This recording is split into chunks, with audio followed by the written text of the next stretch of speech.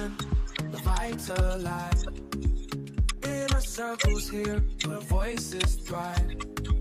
Turn on your screens, let the magic unfold. Listening and healing as stories are told.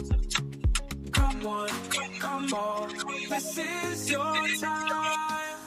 No topics too tough, just heed the calls. From mental health woes to justice we seek.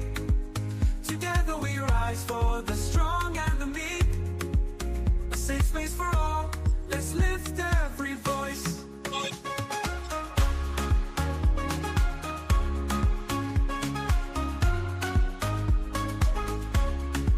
Inner Circle podcast where hearts unite. Sharing our truths, bringing hope to the light. Community strong, we're never alone.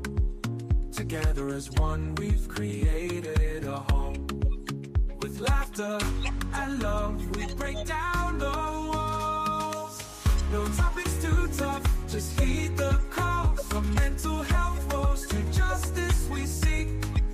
Together we rise for the strong and the meek. A safe space for all, let's lift every voice. So join the conversation, let's set the tone. Inner Circle podcast where love is well known.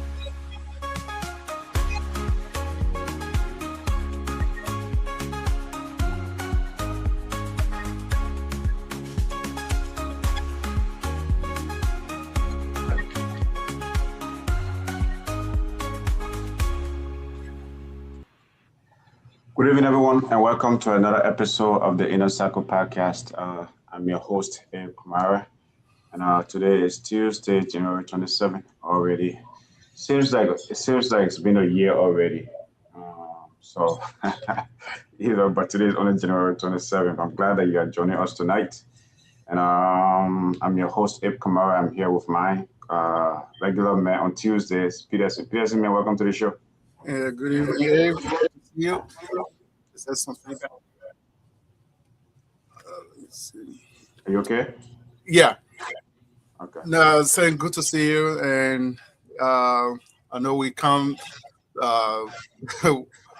with what's going on in the news. I can even ask like, how's Minnesota, because we all see what's happening. But yeah, let's have another critical conversation.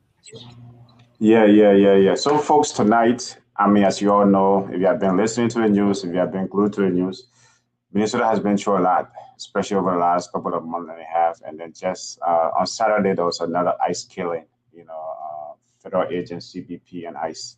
So another tragedy in our community. And so tonight here on the Inner Circle podcast, we're just taking stock of that, right? The community was in shock.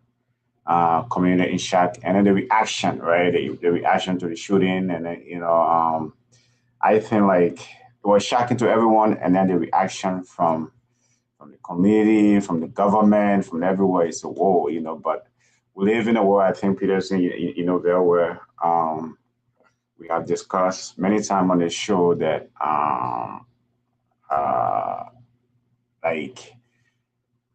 this whole thing, since immigration started, where we have been having a discussion regarding this, and then like for us to be where we are today. It's just crazy. It's just really, really, really crazy. Yeah, like you said, it seems like this year that just started, the first month is not even over yet. It seems like it's been a whole year. And last year, towards the end of the year, I know was saying like, what have you learned this year, and going to next year? What's the plan? And I kept saying, yeah, we hope that things would change, but all hope is not lost, although it seems like things are ramping up. But thoughts and prayers to Alex Freddie family. And I was just hear about young Omar being attacked by strong smelling spray at the town hall just a few minutes ago. Oh. Yeah, so but she's okay. The person like came up and sprayed into her when they were tackled by security. She was just shaking up and she was fine. So there's a lot of things that's going on in this country. Yeah, yeah. Well, folks, tonight, if you want to join the conversation, if you want to join the conversation, you can put a comment in the chat or call our number 952-594-5151. And let us know how you feeling, man, especially as an immigrant, right? How are you feeling in these moments? What was the reaction? What were you when the shooting happened? And so just to level set everyone, but I know everyone have seen this, right? On January 24th, on a Saturday, I think ICE agents were doing some kind of enforcement. And then unfortunately, like our community now, you have these ICE observers, right? They call them constitutional observers. They're everywhere, man. It's like Minnesota has actually organized. And I would say this, right? I think the federal government underestimated Minnesota. We are considered Minnesota nice, but I think they underestimated us, right? Like the community has really organized. You have neighbors helping neighbors. And you have these community organizers, citizen, ordinary folks, right? Have those whistles and have some of them are following ICE all over the place. And then so every community ICE goes, right? There's these whistles, there's honking, and everyone is, so like, and then folks gather, right? And then some of them just start filming them. And then sometimes the reaction of these federal agents is what sometimes escalates situations, right? And that similar thing happened on Saturday, and then boom, the next minute, right? Six agents trying to tackle Alex Preddy, and then unfortunately he got shot, and what I mean, was murdered. Basically, to me, is if you look at the video, he was killed. It's unfortunate, I think the way I look at it as an immigrant, he was just trying to look out for his fellow human beings, for his neighbors, and he was trying to look out for the immigrant community, and then he got shot, so that's what happened here on the 24th, and then I was just on my way from the gym, right? And then I saw that come on my feed. So there's another shooting in Minneapolis. I said, oh Lord, by ICE agent. I said, oh man, what's going on? And then the next thing I looked at, so he had a gun, right? That was the narrative that I was trying to get out right away. But then, how these days we are the world we are living in, like things spread like wildfire. So the video immediately was everywhere. The video was everywhere. When you watch the video, you say, oh, whoa, I mean, you have six guys, like tackling this one individual, and then all of a sudden he just got shot. How can this be, right? And then the reaction, man, is like the reaction was swift. Folks started gathering. It's just somewhere in South Minneapolis, about like 30 minutes away from here, from where I live and stuff like that. And the reaction was swift. There was no way you could spin it and things like that. So, but that was where I was, when it first happened. What were you, Peterson, when you first heard about, what's happening in Minnesota? Yeah, so Saturdays is my soft day. So I usually just wake up and either do some cleaning or just laundry or something. So it was my wife who said, "Wait, another person got killed in Minnesota." So I'm like, "What are you talking about?" And usually, because she's always on like social media, so when she says something, I go to the news to verify. That's the same thing happened when Charlie Kirk was killed. She told me, she's like, "You know this guy that got killed?" I'm like, "Whoa." It's like, like Charlie Kirk. I'm like, "That's not real. It's AI." So I went to the news and I found out. So just like that case on Saturday, I switched my phone to CNN to the app real quick, and that's all people were talking about. And to your point, the crowds in Minneapolis like had gathered. It was a large crowd of people, and they were still trying to get things. And right when I searched, when Governor Tim Walz was on with other people, and they were actually giving a news conference, and I'm like, wow. This, and like you said, the narrative that came out first, yeah, he approached the agents with guns, and he was, I guess, trying to assassinate people, and then contrary to that narrative, like the truth started to come out, and that's the thing. Sometimes still people forget age we're living with cameras everywhere. You cannot tell us what we see is not what we see. So it's just it Yeah. was just a situation. Yeah. Well, folks, tonight we are discussing, the community reaction, our community reaction to the shooting that happened in Minneapolis, which is the second shooting that's happened in our community. Just the same month, right? One happened January 7th and another January 24th. It's like 3 weeks, basically 3 weeks apart. So, Miss B, welcome to the show. Good evening, gentlemen. How are you guys doing? You're What doing is good. oh, Doing good. um You're what's good. Go Peterson? ahead. What's up, Peterson? How you doing, Miss V? All right. Um Saturday. So I was a bit confused. I thought this man was killed during the protesting that was happening on Friday. Um I don't watch the news. It's a running joke at the office that God forbid if the world's coming to an end, everybody who knows me should please call me because I will be the last to know. And sure enough, I was the last to know about, the passing of the man that got killed by ICE. And honestly, it wasn't until yesterday maybe I watched the video for the first time because I just tend to not want to watch these things anymore, unfortunately. Yeah, yeah, It's just been too many. yeah. So I was at home on Saturday on social media, and just probably his wife. Um, it was like Saturday, midday, way in the day when I learned that he had passed away because I was seeing it on people's stories. And I was like, oh my gosh, this is happening. Mm. And so that's where I was. And I'm still in that space right now. Yeah.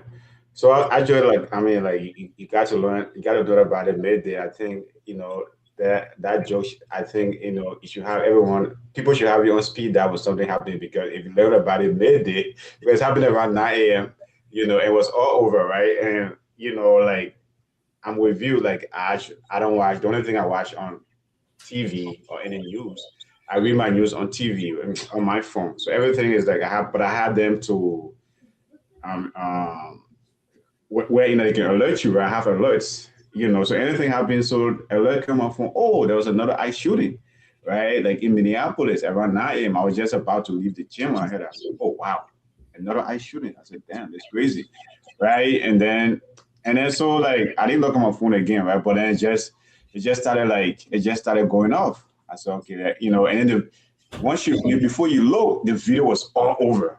Mm. The video was all over. And I think that the people that really recorded, right? I think if you look at the lady that was with Alex Pretty, right? The two ladies, right? I think that was two. There was one pediatrician and another lady. The lady that the other guy, the other ICE agent shot, right?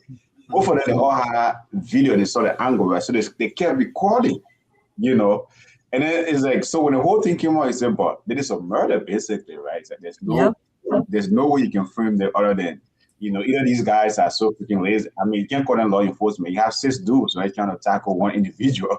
And then it was later on that they realized that he even had a gun after they hid him on the floor, right? That's when they realized like he had a gun, and things like that. But the video was all over, by 9 a.m., I said 10 a.m. and like everywhere. And then even like, like all of the Minnesota local radio stations or TV stations started going like, started doing specials on this whole event. So it was like, and the community was very, very in shock, especially when the video went viral, right? And there's different angles of the video when it actually viral, and the entire community was just in shock. It was like George Floyd. I have yet to watch the whole entire video, so I've just seen snippets. Like I said, but from what you have shared and folks continue to describe and explain from the things that I've caught, it sounds like it was George Floyd times 2. Because apparently he got like horrifically beat up and then they shot him multiple times. Well, according to the video, I mean, according to the video, if you see the video, like I think when the whole thing first started, according to eyewitnesses, I mean, from news I kind of read, and then when it first started, I think he was just like using his phone to record what was happening. Right? He's consider himself constitutional observer, so he was just recording. I think at the same time he was also trying to direct traffic. So the other ICE agent came and said, I think shot the lady. That's when he got involved. He said, no, don't do that. The next minute, you know, a scuffle happened. They pepper spray him, you know, and then I mean, six dudes actually tackle him to the ground. When they tackle him to the ground, you could see one punching him, you know, and then the other one took away his gun. This other dude from nowhere, you know, went off and started shooting him. I think DHS has even admitted what I read today. DHS has admitted it was two people that actually shot at him. Two ICE agents that actually fired their guns at him. So it was just after they had disarmed him and he's on the ground with it no was second. weapon. I mean, the moment when you see that, right, these are things where sometimes law enforcement will tell you, the expert will tell you. Just split-second decision. Split-second decision, but actually you could see the gun was actually taken from his side before those shots were. I mean, before those shots were fired. You know, so you could see that. And then I think, right, when it comes to the whole administration thing, I think the rush, like I used to have some respect for Christian norm, but as a federal official, don't just, I mean, maybe talk about investigation first. Yep. You know, talk about investigation first. But the fact that she rose to judgment, to me, man, I think she should be fired. There's no way, you know, he can be at that as a leader if you rose to such a judgment. But Peterson, what's your reaction? Yeah, so like you said, I didn't see the original video at first until like a day later or something like that, because during the news cycle, they were not showing. They only had the first angle where the first person that I guess reported the video where they all tackled him, and everybody's like, we are speaking out of context because we don't know what happened before this. But then the one with him directing traffic, he has his phone in one hand and then he's directing traffic. So the whole narrative, like, yeah, he came like full metal jacket, commando style with gun. You don't even see the weapon in that video shot. It's somebody else that was recording. So when now a lot of people are saying like, oh yeah, he was just trying to help another citizen, because when the lady got shoved, he went over to like help the lady up, and then he got pepper spray, and right away, I don't know where those other guys came from, and just like that. But like you said, when something like this happens, it's very unfortunate. But we should but the administration and those in authority, they should own up to it and say, yes, it was a massive like breach of trust, and it's something that happened. And we said it last week, most of these agents, they're not trained for like this type of work. Most of these guys, they sit at airports and they look at passports like all day, so they don't have this training to handle like what the enforcement does. So it's something that they have to rethink. And for leadership going all the way up, oh yeah, this person was a domestic terrorist, because that's the term they always use. This person's a domestic terrorist, and they were attacking ICE agents, and this was in self-defense. But for this one, this is like one of those moments is like, okay, this is a turning point, because the video is clear as day. You can all see it. There's no way to spin that. Yeah, and the thing about it, right? I just want to throw it out there. To me, not so much about owning to it, right? But just so you know, there will be an investigation. Let us investigate. We are not going to rush to judgment right now. We're not going to say anything. Let us investigate. That's what I expected from Christian Norm, and not what I expected from that other dude. Because I don't even he be talking like, you know, he be talking in his throat or something like, you know, yeah, you know, it's like that's what I expected from the two of them, right? It's like, okay, there will be investigation. But the fact that they rushed to judgment, right? They already classify him, to your point, as a domestic terrorist. They classify him as he had a loaded gun, was trying to harm federal agents, right? And then when you look at the video, none of that was true. None of it was true. And then imagine, right, if there was no video evidence. Yeah. We'll all be here saying, you know what, he came with a loaded gun, you know, he wasn't supposed. Yeah, it's like, dude. I mean, I think, and we have said it many times on the show, right? We have talked about we live in the citizen journalist world, folks. You know, everyone has their phone on the ready to record, especially now. The community has organized. I mean, Ms. B is organized. You can attest to that. The community has really organized. They underestimated Minnesota. We can say Minnesota nice, but this thing, right? I think Minnesota is going to give the administration a second thought when it comes to immigration. Change your tactics. You cannot. There's no way you can continue doing what you're doing and think you're going to succeed. Minnesota has given it a second thought, and I think they are ready. That message is going to get through because man, you can't just come and harass innocent people and just get away with it. I think they were surprised the reaction has been in Minnesota. The community has really organized. I mean, really organized with us. Food distribution, as I said, right? You have these folks.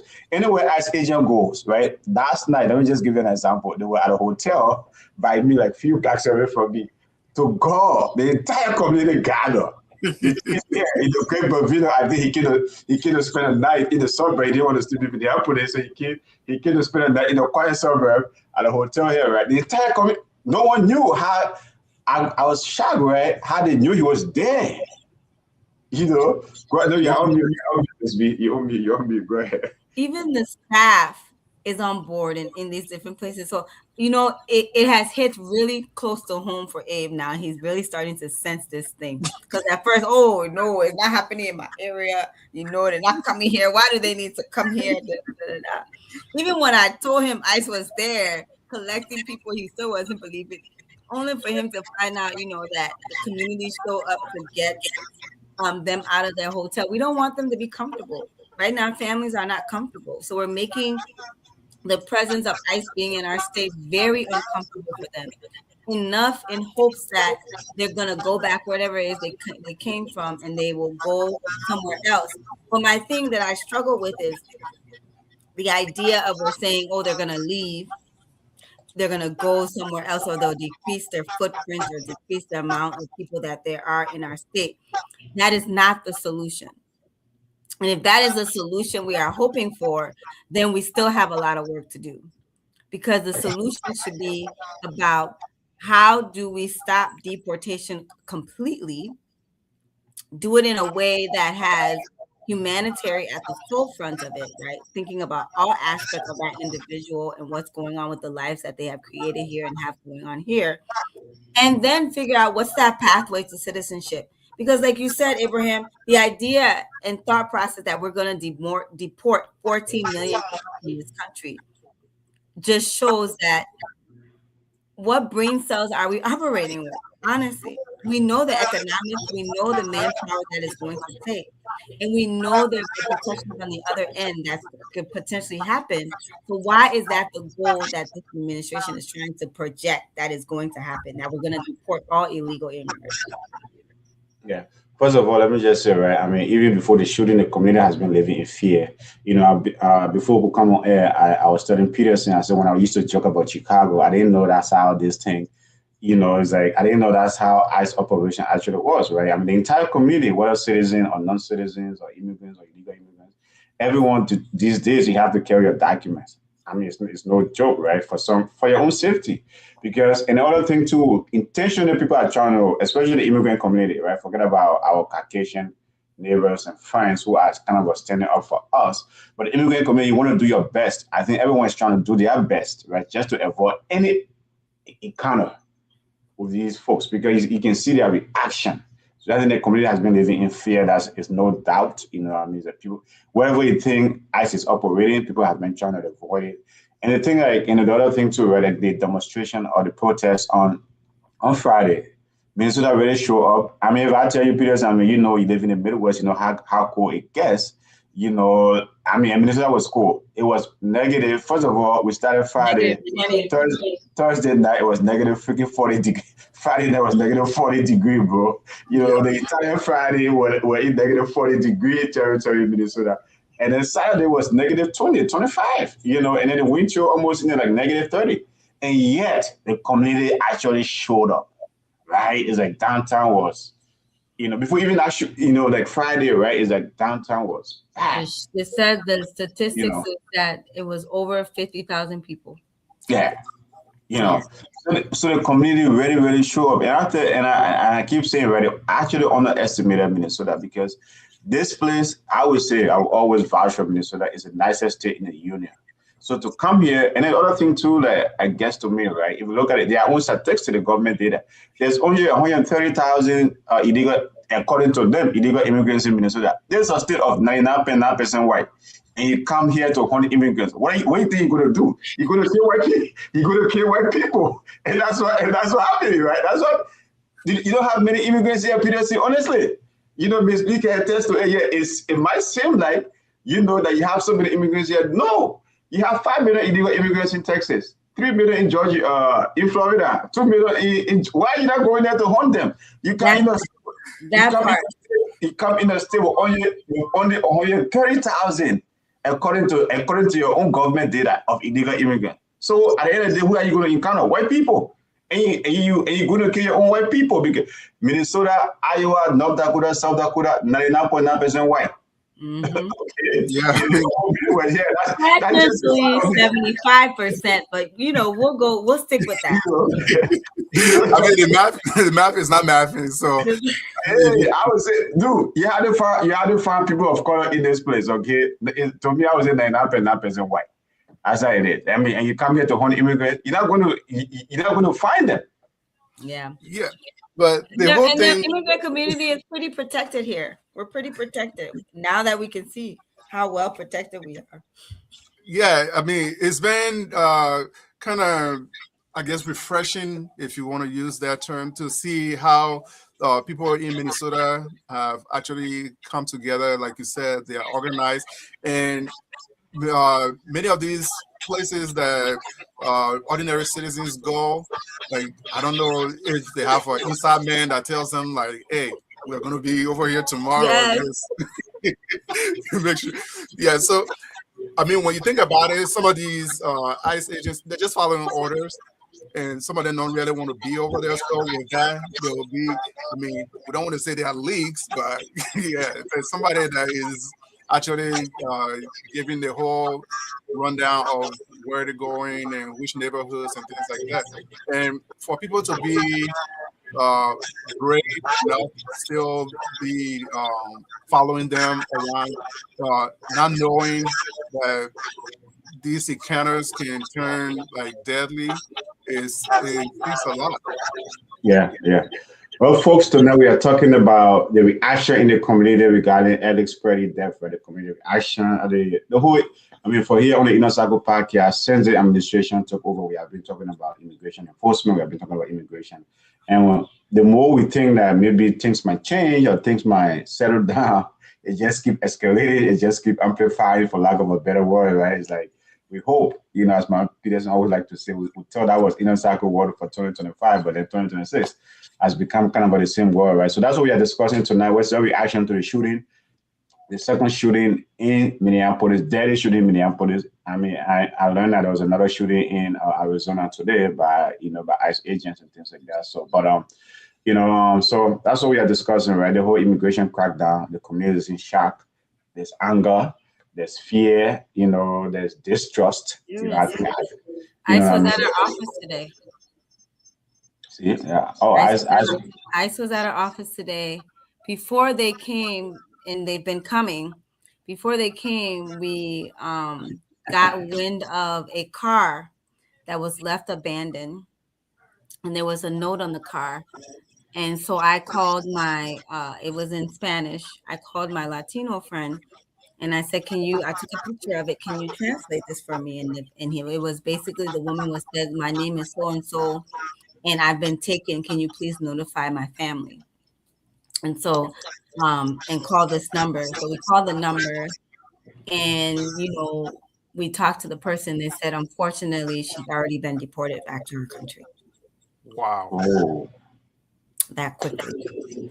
And so right now, the car, what we're planning, because it won't get towed, we own the parking lot. We're not going to call the tow truck. So I said, it's going to stay there. And hopefully that somebody will be able to sell it, and we can be able to send that money back to her wherever she is, right? But imagine she was taken from her job. That's where she was taken from. Had no way to go home, pack anything, was given no opportunity to take bank account, go to her bank. Whatever money she's made here is now sitting here in the U.S. And so those are the things we're trying to figure out, with the job. And the rest of her employees are everybody's gone, they're closed, they're in fear, they're refusing to come back to work. And then just to find out, as I was doing my investigation, because we have found the note, my team member of my team who sits at the front desk was like, ICE is in the parking lot. And there was real actual fear that kind of, for a minute there penetrated through our office. But I was like, I got you guys. I got this. They can't just enter. So we've put a mechanism where you need to have a fob to enter our main office space. You can come in through the front door. The receptionist is within. And I reminded everyone, I said, I told you guys, they're not allowed here. They can't enter. We have signs outside. Move away from the front entrance, come and be in this back office area. And if they ask to come inside, I'm the one that's going to go forward and, and tell them, no, you're not allowed to come in here. And, and in the midst of that, we had another tenant of ours, store owner, Nigerian. She was scared. And so she called our office wanting somebody to come there to her. And, I applaud my staff member who is also an immigrant. And he said, I have all my papers on me. I have all my documents. I'm going to go to her space. And he went to her space. And mind you, we're literally watching outside the door, watching inside the parking lot to make sure that our employee team member is going to be okay, that he's going to make it to her area. And then we have other tenants that are at the other place watching. Everybody's on board. This is a matter of phone calls happening. How the level of organizing that took place within 5 minutes. Yeah. Get to her so she could feel safe being in her store and coming back to our office, to be able to come back. Stay with her for a little bit, and then he came back to our office. But that's the level of fear, the level of strategy that is taking on at any given time for us out there. Yeah. And to your point, Ms. B, and Peterson, to your point, right? You think there's an inside job. No, obviously there's not an inside. What the community has done, right? I mean, even today, I think now the FBI, I think sometimes everyone is just, this administration is by administration, but sometimes they can say some dumb stuff and have the leadership have some dumb reaction. But here's the thing, what the community has done, right? They have organized. And here, I read today, there's a Signal app. I don't know all these different apps out there. They have downloaded a Signal app. They created it's like a WhatsApp where they created different groups. So they are folks, and I'm shocked, right? And someone not even shocked but surprised that I can never put my life at such a risk. But there are folks that actually, and these are all most of them are all Caucasian, right? They are in these group chats, right, communicating. Where ICE at, following ICE agents actually when they see a strange car or black SUV or SUV that doesn't look like whether it's ordinary cops or whatever, they are following folks all over. And then once they confirm it's an ICE agent, this is an ICE agent. What they do is there's ICE coming in this neighborhood. You will just see a whole group come from everywhere with whistles and stuff, and then folks come outside. So the community is actually organized. I don't think it's an inside job. It could there. I mean, there might be some of that, but most of it is local people who have decided this thing is wrong, and because the way they are going about it, there's no due process. People that have been, that have been arrested, even U.S. citizens or legal immigrants that have gone to the WIPO building, to the federal building where they are taking people. Sometimes they say when they just want to terrorize you or put fear in you, they'll take you there. If you want to use your bathroom, you cannot. Sometimes for 8-9 hours, right? The stories that we have heard. So there's the guts these people are having to even follow these agents, knowing that their lives are in danger. It speaks to me. It speaks volume about the community that I live in, right? Like Minnesota. I said, man, but these are nice people, right? It's a nice community. It's nice to be here. So to your point, Peterson, I don't think it's an inside job. The community has decided this stuff is a mess. The way you go about the immigration thing, what's the end goal? The governor of Oklahoma, we have said it many times. That's the same question asked. What are you trying to achieve here? And I've said it many times. There's no way, however many deportation you're going to do, you're not deport 14 million people. There's no way you're going to do that. There's no way you can achieve that objective. So find a way that you can try to have this thing workable.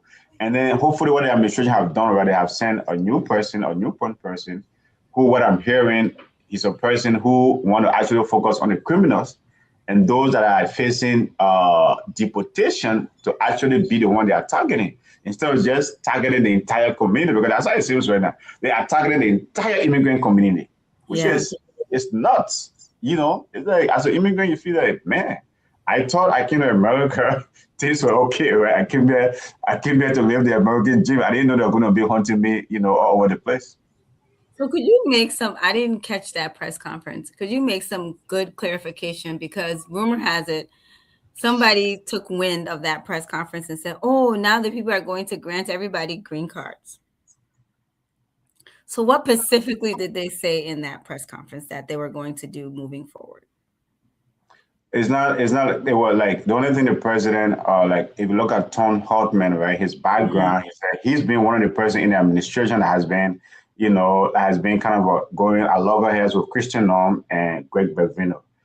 Greg Bevino and Christian Norm want to go hardcore, even Corey Lewandowski and then Stephen Miller. These guys want to go hardcore, just target immigrants, basically, whether to try to put fear in us or whatever it is. But Tom Holman has been the one, no, let's focus on those that have criminal records. Let's focus on those that already facing, that have been given final deportation order. Let's focus on these folks and get them out of the system, right? And so the hope is with Tom Hartman here in Minnesota, he met with the governor today. He met with, the mayor of Minneapolis. The hope is, right, things will settle down. And even Greg Bevino have left the state of Minnesota. I think that's why he came to sleep. That's why he came to spend the night in Maple Grove. In my quiet Maple Grove, in my backyard, that's yeah, but Greg Bevino is no longer in Minnesota. And I hear the rumor says he has been demoted and he's going to probably retire. I said, good for him. Yeah, and things like that. But, the governor is calling for ICE agents should be reduced. It's not going to happen immediately, obviously. We all know that. I mean, having 3,000 people, right, you have to get them out. It's not just going to happen overnight. But Peterson, you're trying to say something, right? No, I was just going to say I was keeping track of that Ilhan Omar incident earlier. So the person that came when she was speaking at the town hall, he approached her with like a syringe. It's like he was sitting like directly in front of her. This just happened right before we came on live. But they keep giving updates about it. They arrested the person, but he sprayed some unknown substance on her. But it didn't get on her skin. It only got on her shirt. But she continued to speak, and she's like, Minnesota strong, and survive war. I can survive whatever they throw at me. So, but to your point of them trying to bring somebody else in that at least he's on a different path. I don't know how successful that's going to be because you don't just go against President Trump and think you're going to survive 1 week. So, I mean, some of his own handpicked people, once they got in, I was listening to his speech from Davos the other day, and he's like, yeah, these guys, some of these guys, you think they are nice, they will just tell me what I want to hear until they get a job, then they are terrible people, and then he wants them out right away. So we stand to see how successful somebody else would be in that position if they are at odds with him. Wow. So that is breaking news, what he just talked about. And she said, we will continue. I'm surprised these words came out of her mouth, though. But wow, that the level of hatred. Yeah. And this is imagine if that person had like an actual weapon in that yes, she would be gone. Yep. Her life would be gone. I mean, they're screening people right now entering those events. But the thing is, right, I think it speaks to the overall rhetoric in this country right now. Okay, it just speaks to the overall rhetoric. The fact that I think from day one, right, we have talked to officials on this platform, government officials. how did we get here? Like immigrants have been so vilified. It's like immigrants have, it's like it just they're talking about all immigrants and every immigrant in so much negative way, right? I Mhm. might not agree with Ihan Omar politics or policy, but to hit her as a human being, right, because she's an immigrant, that's so Yes. wrong. That's so wrong. To me, we should be, and that's what like politicians, they're not even doing all justice these days. They should be speaking to our better angels, but instead they are like just inflaming, flaming the flames. It's like like kids coming up, some like like the thing my daughter has started doing, right? Every time I'm dropping her off to school, and I drop her off to school, she'll say, "Dad, be safe," right? It's like, I'm home, I'm leaving her. It's like the fact that because like the war has become so much vicious, Yes. it's just to me, it's just wrong. And then like those that are in leadership, you're expecting to de-escalate, cool down the temperature. They just keep. It's like, I mean, the president is like insult people left and right, 13 people, and then other people is like we live in a world that is just so wrong. It's like I don't know, man. I don't know, man. I mean, I don't know. It just and that's what happened, right? You have this, and some people they are not level-headed. Like I know you and I had a conversation on this platform. Like everyone is so angry. People Mhm. are not like maybe you and I or like Miss B. Like because people think a lot of people think take things literally, Yep. right? If we say hey, go and harm Ihan Omar, she doesn't belong here. People Yep. will take that as a marching order and go do Yes. that. And Yes. go do that. So to me, we just need to. I mean, I think the officials of government, elected officials especially, just need to cool down the temperature. And that's to me, I'm like, yes, we elect people to office, we vote them into office. However, why is it that we can't change our mind? Why can't we say, you know what? At first, we thought you were good for this country. Now we change our mind. You're not. You're causing more harm than good. We don't like the level of leadership that you're displaying here. I mean, like, why is that hard for us to do? We have every other measurement put in place. So why is it that we find it hard to fire somebody? It's a Well, job. it's You should hard to be able fire. to You have to wait fire. 4 years, Miss B, to fire We someone. No, don't. you So don't. No, Nixon you was don't. made to resign, and Watergate was not even as bad as what's happening now. And yeah, Nixon was made to resign. So we don't have to. You can recall. It's called recall. You can recall an elected official. Nobody likes to enact it, but I'm just saying we should be able to say, do a serious go back to the polls in the middle of your term. You're not working out. Let's go back to the polls and see if Americans still want you to remain in office. And I Peterson, bet you it was Peterson, different. I need to say before I cannot Miss B because I just want to remind her the country we live in and what we live in now. But go ahead, Peterson.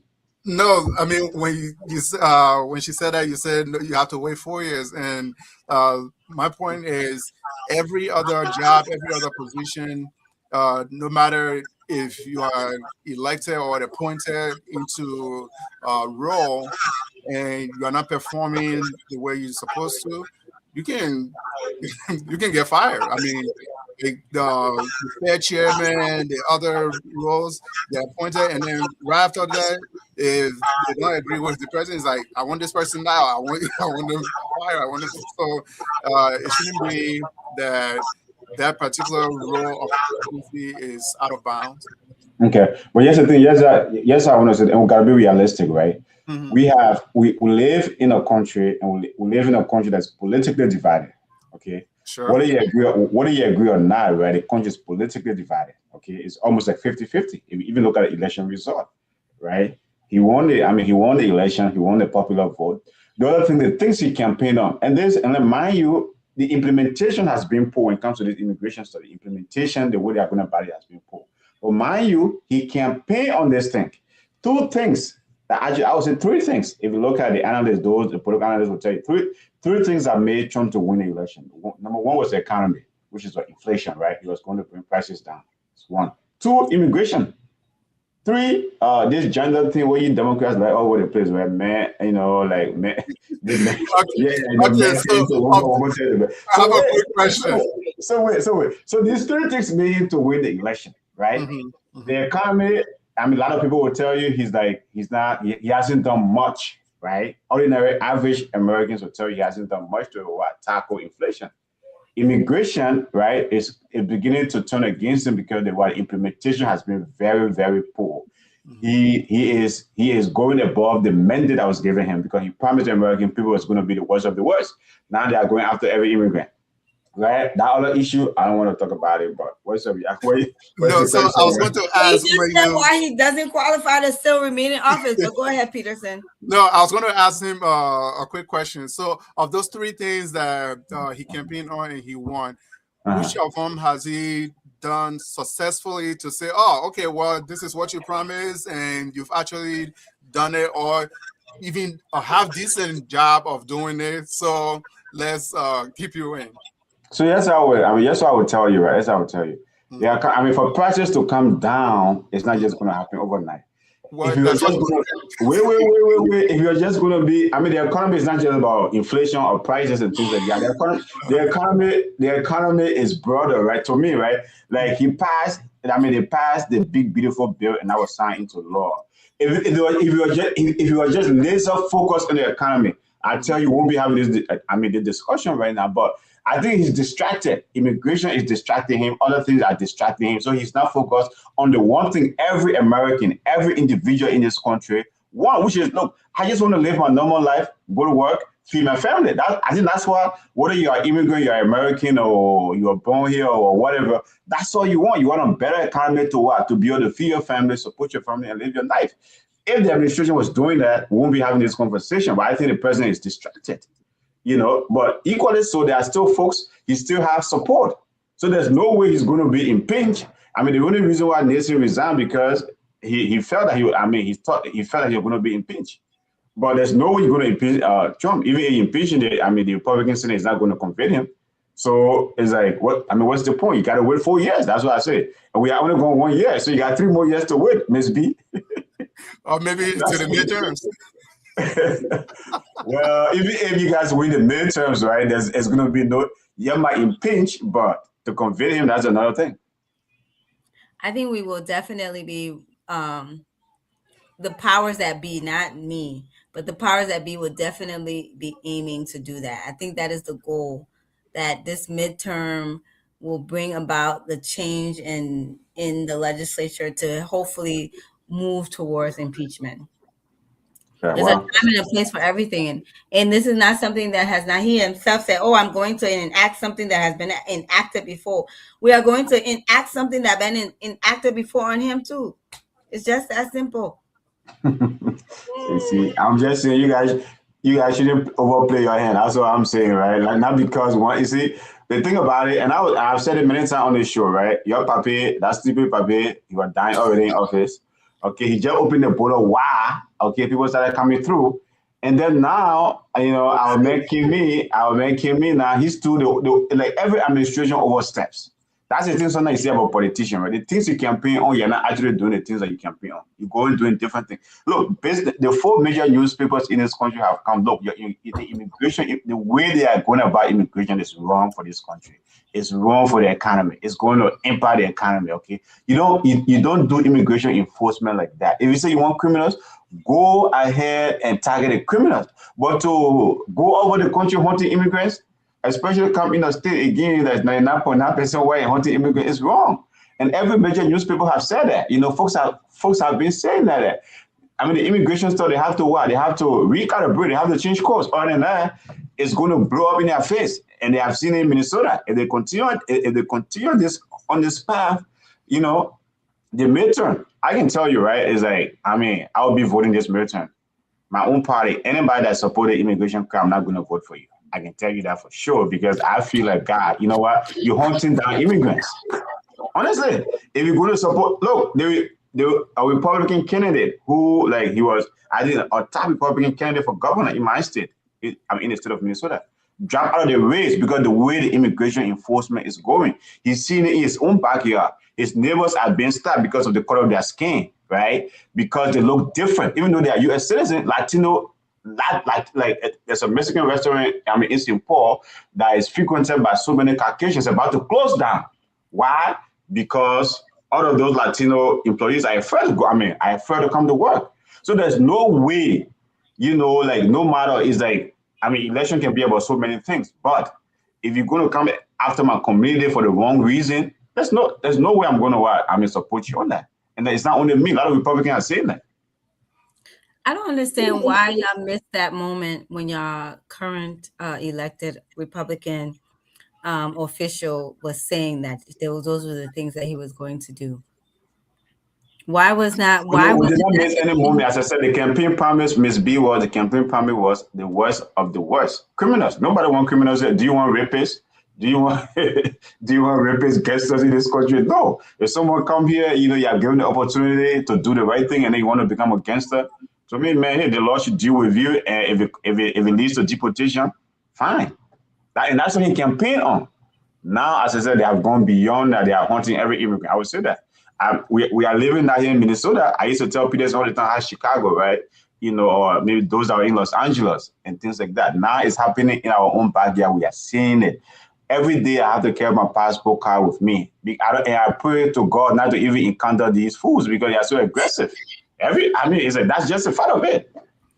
Now, do you think the ordinary citizen and other officials in the Republican Party that they are shocked, or is it that they off maybe feel like, hey, we're fooled, or he lied to us about who the target of this whole immigration policy would be, or is it that they knew, but just maybe fear? No one. I don't think they knew. And I will tell you, right? I thought they were only going to go after the criminals.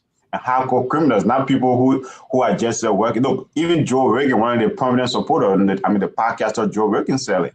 It's like everybody thought they were just going to go after the criminals. And when we say criminals, those that are already in jail. Get them out and send them back. That's fine. But to come after is the entire immigrant community. I don't think even elected senators or representatives knew that, right? Stephen Miller, then maybe they had their own plans, and that's what Trump is following. And to me, it's like, and that's not what I didn't sign up for that. And a lot of Republicans didn't sign up for that. I can tell you that for sure.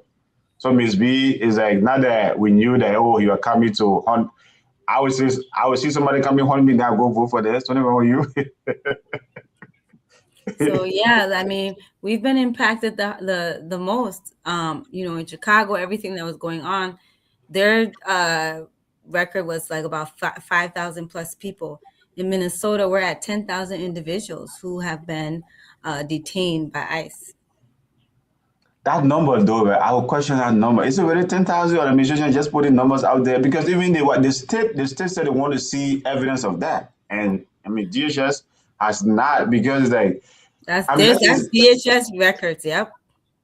Yeah. That's what DHS is saying, though. But Peterson considered it. According to our leading newspaper here, and according to government data, there's 130,000 illegal immigrants in Minnesota, according to the most recent government data.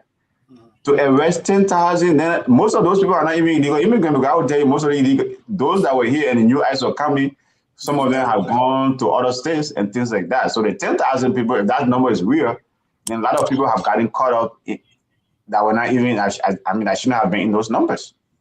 And according to the data, it says no criminal arrests have been made within that 10,000. It says individuals without criminal records have been detained. So that's what I'm saying. It's like, and even it's possible, like, those. And we don't even know how many has actually been deported. So these are folks that have been detained. We don't even know how many been deported because they average about 114 people that they ship out of Minnesota every month. And they said that every month has increased to about like almost every week now because we don't have the capacity to hold the people. And then 1 and 2, our judge has been quick.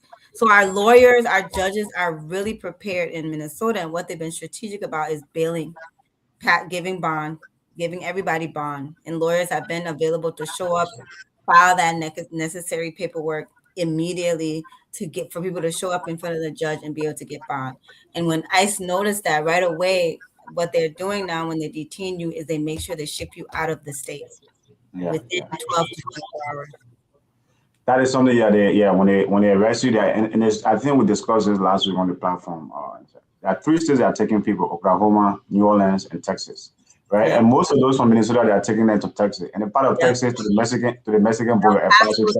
Yes, That's where they are taking folks, right?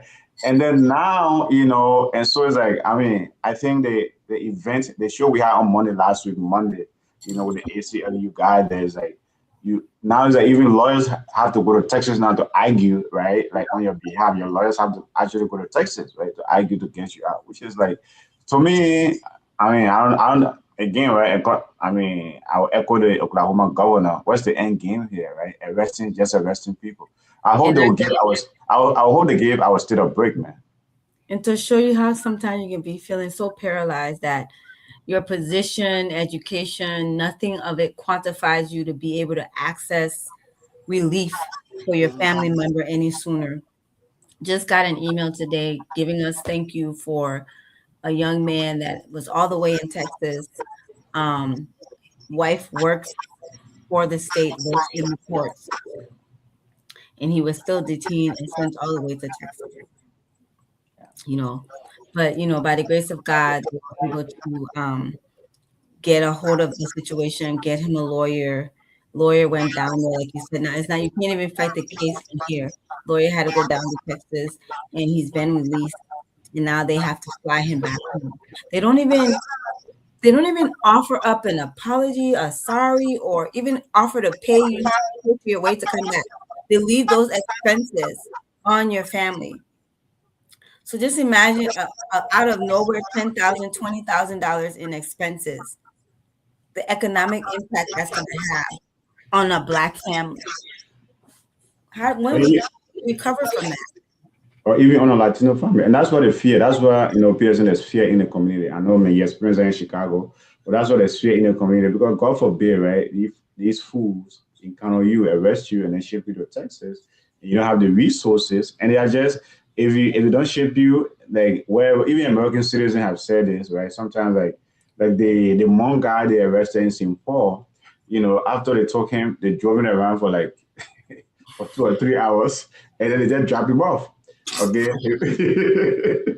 people have to come and find him, and things like that, And the other thing the community has done, though, right? As I said, Minnesota is very organized. Actually, they have burner phones now. So, like when they take you to the Whipple building, you are released. They'll give you a phone to call your family. They'll put you in a warm car. Okay, it's cool. I mean, it's been very, very cool in the state, right? So, if they have not shipped you to Texas or Oklahoma or New Orleans, they'll give you, when they release you, they'll give you something to keep you warm for you to contact your family. But those are the things. It's just too much fear. It's just too much fear. And the administration messaging Kim being, oh, we are just after criminals. We are just after criminals. The reality on the ground, no. They are just arresting everyone. That's the reality on the ground. If you are experiencing this, for folks in other states, if you are actually listening to this, man, it's like the reality on the ground, living in Minnesota, they are just arresting people. It's not criminals. It's not worse of the worst. So many people have zero criminal background. Zero. Maybe the only crime they commit is to be in America, but zero criminal background. Yeah. I look forward to seeing the data around the economic impact, the folks who have left, how much of the American population is like willingly moving out. And I'm not just talking about people going back home to their countries, but Americans born and raised who are willingly exiting the country because of the state that we're in right now. It is a real part of the conversation that I'm having with folks. They're planning their exit strategy. How am I going to find, where am I going to go live? Where else can I go live? Where can I take my kids, and my kids looking at schools in other countries, just looking at different options besides America. Okay. Well, good luck to them. I think we still live in the greatest country in the world. This too shall pass. Don't be telling people to move around. We just need to weather this storm. And I mean, for people looking for a place to, we just need to weather this storm, and this storm is going to pass. I don't think it's going to last. This country. Your passport in your pocket. Oh yeah, that's what it takes. Right, Peter said that's what it takes. It's like government gonna survive. That's what it takes. I'm gonna take it with me, but I'm not gonna say I'm gonna relocate or take my kids somewhere else or take my family somewhere else. Now, they're still the greatest country in the world, right? Despite all of the challenges we are facing. And I think, I hope, I believe, I still believe in the promise of America. And this will pass. The administration realized, and you're talking about economic impact earlier, right? What it is when you look at the economy, right? The economy is not adding jobs. You know the reason why they are not adding jobs? You don't have the immigrant population to fill these jobs. Yeah, so the economy is not adding jobs. Immigrant businesses are shutting down. There was a report today. There's a business owner from Maine, right? Most of his employees are immigrants, and so he has put a barricade around his company so that no ICE agent cannot come around there. To protect his employees. Because that's a new place they are targeting. They are targeting me now, right? Like maybe the next place they're trying to go. It's just so crazy, right? But those are the realities, So if we want to know the economic impact, it's going to come out. And I think businesses, and for the first time in Minnesota, our corporate leaders actually put out a statement that, hey, this thing needs to de-escalate because it is impacting our employees, it's impacting the community. So de-escalate. And I think maybe that those are some of the messages the president is taking and say, okay, maybe we need to cool down the temperature. Yeah, I read the statement that he put out, like to, try to de-escalate and then maybe reduce the number of ICE agents and things.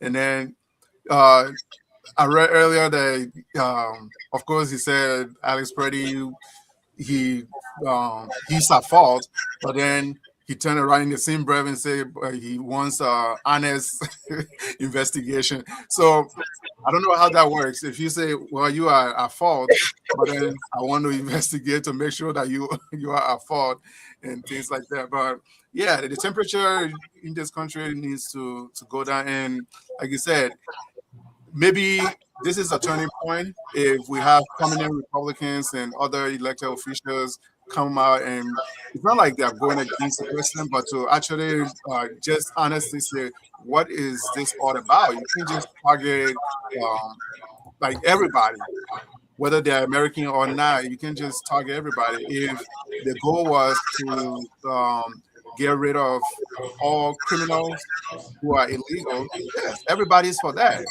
You don't have to be a Republican or Democrat to say, oh, yeah, we don't want criminals in our community.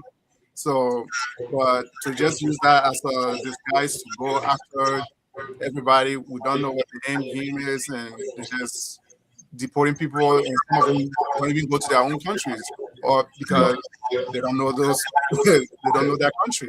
Exactly. When they were little, so it's just a mess. Yeah.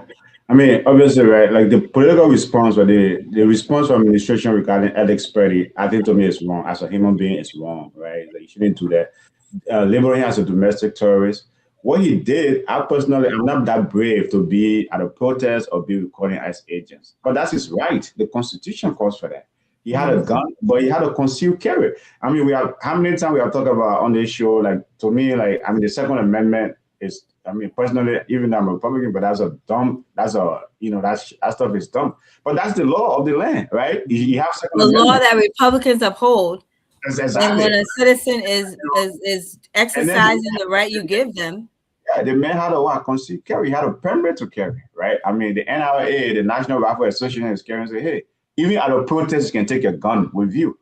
The thing about it, if you look back to the video again, if you watch the whole video, at no point Alex Purdy even attempted to touch that gun. At no point, according to the video. And people have analyzed that video, news organizations have analyzed it. At no point. So to say, oh, he shouldn't have carried a gun, but okay, then get rid of the Second Amendment. Right. I've said it many times. If you don't want because the reality is, like you said, if I have it, and the purpose of me is to have it to protect myself in case, where is it supposed to be in the trunk? You can't expect it to be in the car trunk. No. Okay, gun owners, what do you expect a gun? To be on them. Yeah. And the law of Minnesota is it have to be concealed. I see that's the thing. Have you ever been to Texas or the other Republican states? Even over there got open carry. That stuff is scary as hell. Open carry. Okay. Open carry. Okay. Yeah, open carry. In Minnesota, I didn't have concealed carry. And he had a permit to carry. So whether he was dead, not that he was dead, I don't think he was dead. I think he was just probably trying to protect himself. But gun owners, they carry that gun all the time. And that's what the NRA said. As a gun owner, he had a legal right to carry his gun everywhere, whether at a protest or everywhere, because he was trying to protect himself. I don't think from ICE agent or from federal agent, maybe somebody, a criminal could have been down, or someone could have been down there trying to attack him. He felt his gun should have been what his protector. So to say, he caused his own death, to me, that's just so wrong. And the reason why I was surprised even with Christian Norm, right? That lady has 3 kids, boys. And the fact that someone lost their life in that minor and she came out right away, so he was a domestic terrorist. Hey man, it's like that was so wrong. Yep. And again, our condolences to Alex's family. He was young. I don't think he was even married with children or anything. I think he just leaves behind his parents and one sibling. Yeah, 37 years old. And it's just very unfortunate. He has so much more life ahead of him. Yeah. And I think the immigrant community, we have to be grateful to him, because I think, to me, he died, but he lost his life protecting immigrants, right? Yeah. Protecting, he felt like those were his neighbors. And that's the thing about Minnesota too, right? The state has been so welcoming to immigrants. I've never felt at home in nowhere else but Minnesota, right? It's a nice state. I mean, all the negative news we be hearing, I've been wondering, this is not Minnesota, man. It's like, I don't know why. I don't know why. It's like, I don't know. It's like, well, all this negativity and stuff be coming from. But Minnesota, again, is the nicest state in the union, right? But I think Alex died protecting the value of Minnesota. It's like it's So so. he passed away 30 feet away from George Floyd. Really? Yeah, it says about 30 feet away was a tribute to George Floyd, who was killed in Minneapolis by police in 2020. Yeah. I mean, this state has been through a lot. It has been through a lot. Yeah. He was shot by the 8-year Border Patrol veteran. And so I understand this is an 8-year Border Patrol veteran, but are these people trained as far as the same type of training that police have? And being at a Border Patrol is different from being on civilian streets and interacting with civilians on a regular day basis. So Peterson spoke to that earlier, and then Peterson repeat yourself again what you said earlier, right? About the training these guys have versus local police. That's what I said. Most of them are either immigration agents at like airports and border crossings. So even those who come from like an actual border town, they are not trained to like interact with regular citizens, because they have people that are crossing the border illegally. Those are the people they interact with. So sometimes they will get into these situations and they don't have the training for it. So that's the result. And other thing too, right? Not just they are all the border crossings, but the other places they are, right? They are like, especially the CBP one, which most of them are high in Minnesota. Yeah, They are the one to the Mexican border. And who are they dealing with at that Mexican border? Drugs dealers, gangbangers. And so you take these kind of folks and come here, right? So that, it's like the kind of a mindset they have is different from the way a police officer or peace officer will approach situation. But even when you look at the ethics studies video, the other dude came and walked up to them and shot the lady. That's when he went and tried to protect the lady. And then he took the whatever spray he had and sprayed in both of them. And then the file of the other dude came and jumped on him. So it's like, just the reaction is that I think they didn't want to escalate. Yeah, they didn't want to escalate the situation. And maybe, they are very aggressive. I mean, it's like PSM, that's why like I pray every day and we pray every day not to encounter them because the aggressiveness is there right here, right? Probably before I take out my passport card, the next minute I'll either find myself somewhere I don't want to be, So especially with my own asset, people, everybody with asset, that's where friends say, hey, because it's crazy. It's crazy. And it was so funny. I went to the church on Sunday to table and just share information about our organization and the work and the response that we have available. And so naturally, like if I'm around a lot of Liberian people, the colloquial would just kick in. When I went and stood in front of the church, there was no sign of accent whatsoever. So I get done speaking. The pastor goes, "Wow, I wish I could talk like you." And I just laughed. Like, oh my God, I didn't even process the fact that was happening. And I say that to say, like, for me, that's local is like my 24/7 tongue, to be honest, right? So imagine today, I don't know what tongue I would have used if I had to have encountered them. And so I just pray that I don't have to encounter them. Yeah, yeah. So anyway, folks, I mean, there has been a great conversation, right? Community reaction. I'm glad, like, that we have this conversation. That's what we try to do here. Man, I think even Inner Cycle podcast came around the right time because immigration and immigrants have been so much in the news, but our reaction tonight just try to pay our respect to Alex Purdy and his family. There's a GoFundMe for him that has raised $1.6 million. I said Minnesota man is like, the community is nice. And there are a lot of nice people in this country too, right? That's why the whole division, the whole vilifying, man, it just needs to stop. So, but this has been a great conversation, and yeah, it has been a great conversation. Thanks so much, my two panelists, my two co-hosts, every time for joining us to have the kind of conversation is great, and things like that. But as you wrap up, man, Peterson, man, what's the message you want to leave for folks in the community? As I say, man, there's fear, there's anger, so much going on. We don't know when this thing is going to end. So. Yeah, so thank you to you both as well. And to echo what Ms. B just said, condolences to Alex Purdy's family. And uh, my hope is that this will be a turning point for this whole administration and its immigration strategy to say, okay, this is not working. What their original intention was to go after criminals. Maybe we should like adopt that policy and instead of targeting everybody. But as regular folks, what Alex did is something encouraging for everybody to say, okay, knowing the history of ICE, not only in Minnesota, but other places, and how they assault people, they are very aggressive with these encounters and things like that, to still have that in mind and say, okay, you know what, I'm still going to exercise the right to just follow them around and hold them accountable because and thank God for other people who have videos and things because, like you said earlier, if there was no video evidence, would they can just spin it any type of way, and that's how it's gonna go. So, but at the same time, if you choose to exercise your freedom of speech, make sure that you do it in a safe manner, in a peaceful manner, and just make sure you are always aware of surroundings. And like we had some lawyers and legal people here last week that said, make sure you carry your documents around. If it's don't carry the originals. So if you have a passport, apply for the passport card and carry a copy of that passport card Yeah. if you can.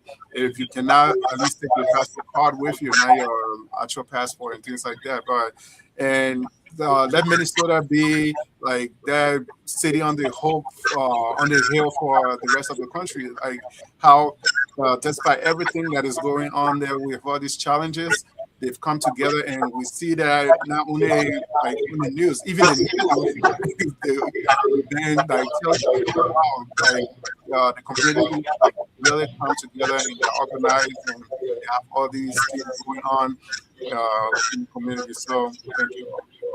Yeah, yeah. Thank you for that. Thank you for that, man.